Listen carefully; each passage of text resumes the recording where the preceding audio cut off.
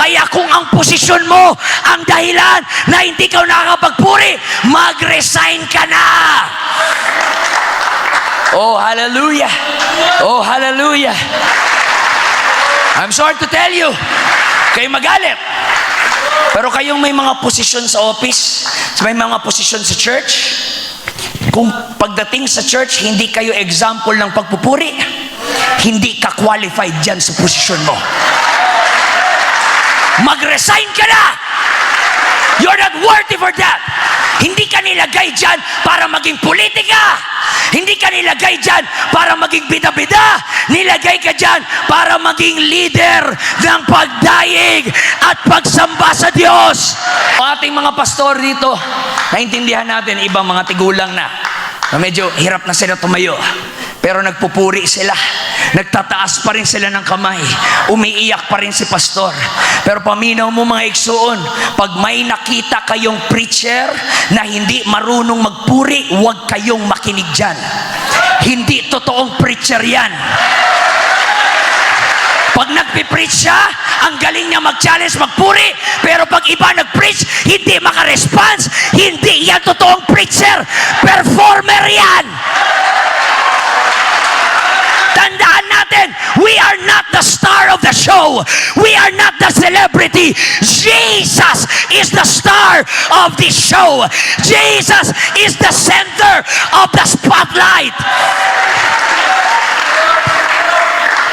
At hindi bumababa ang credibility mo bilang minister sa pagsuporta sa ministry ng ibang tao.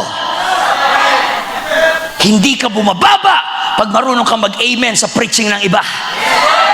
Mas lalo ngang nabibless ang tao sa iyo kasi hindi ka lang magaling sa pulpit, magaling ka rin dito sa baba. And I'm going to tell you, yung simbahan na palapuri, ang bilis ng pagkilos ng Holy Ghost.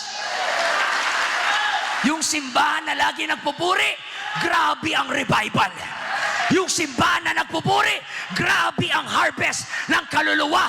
Pero pag yung simbahan hindi palapuri, patay yan na simbahan.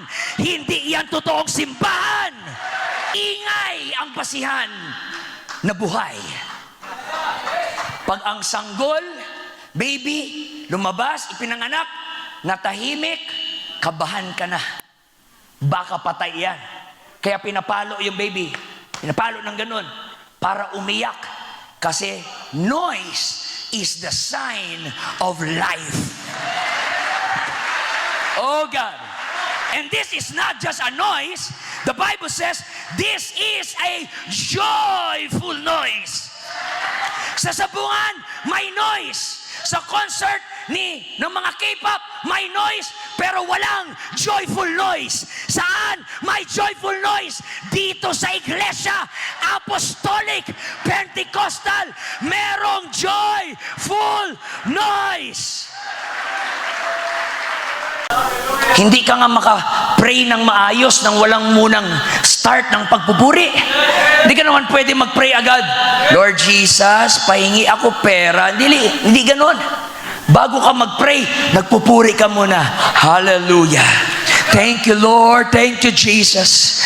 I adore you. I worship you. I magnify you. Anong ginagawa mo? Creating the atmosphere.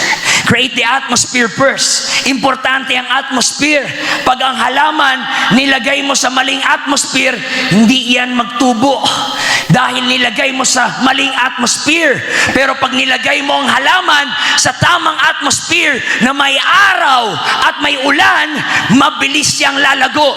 Ganon din, pag tinanim ang salita ng Diyos sa iyo, kailangan ilagay mo siya sa atmosphere ng pagpupuri. Kaya pagising mo sa umaga, wala ka sa mood. Kasi sinimulan mo yung umaga ng Facebook.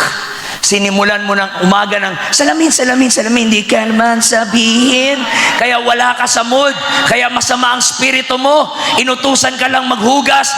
Wala na sa mood. Madaling magalit. Bakit? Mali ang pagsimula mo ng araw mo. Pero kung paggising mo, lumuhod ka muna. Thank you, Jesus, sa panibagong buhay. Thank you, Lord, sa panibagong kalakasan. You are the Alpha and the Omega.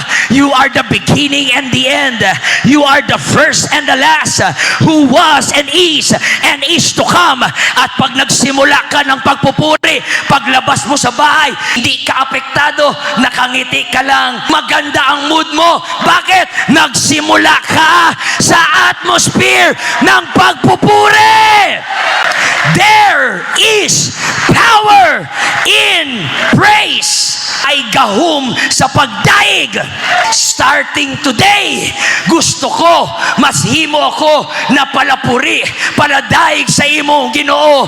Hindi ako papasok sa aming church na tagatingin lang, tagaupo lang, tagalait sa mga tao. Hallelujah, tagatawa lang. No, gusto ko, pagpasok ko sa church, ako ang number one worshiper.